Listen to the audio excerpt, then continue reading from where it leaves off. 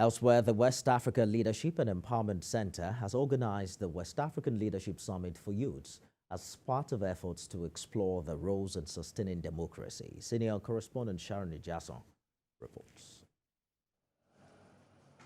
It's the 2023 edition of the West African Leadership Summit, organized by the West African Leadership and Empowerment Center. The summit focused on the theme, Sustaining Democracy in Africa, the Role of African Youth.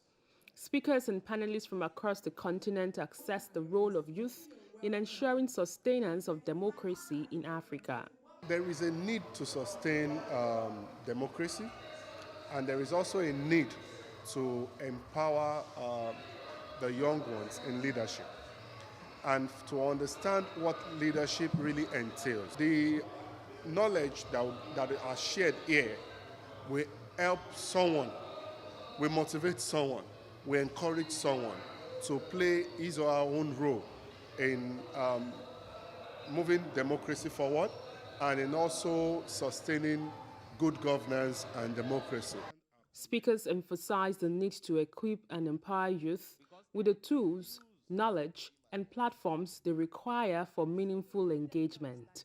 The summit underscored the need for systemic policies towards tackling issues facing Nigeria and the broader African continent. If you look at the appointments that have happened this year alone, you can check it out. The young people, the youths, are already being put in positions. We cannot deny that fact. Coming from years ago, it wasn't like that, but looking at it now, we have different young people in power. The governments did not have structures for the youths and also good scheme to nurture youths, to give them hopes. You know, it will be very difficult because, economic crisis is happening everywhere.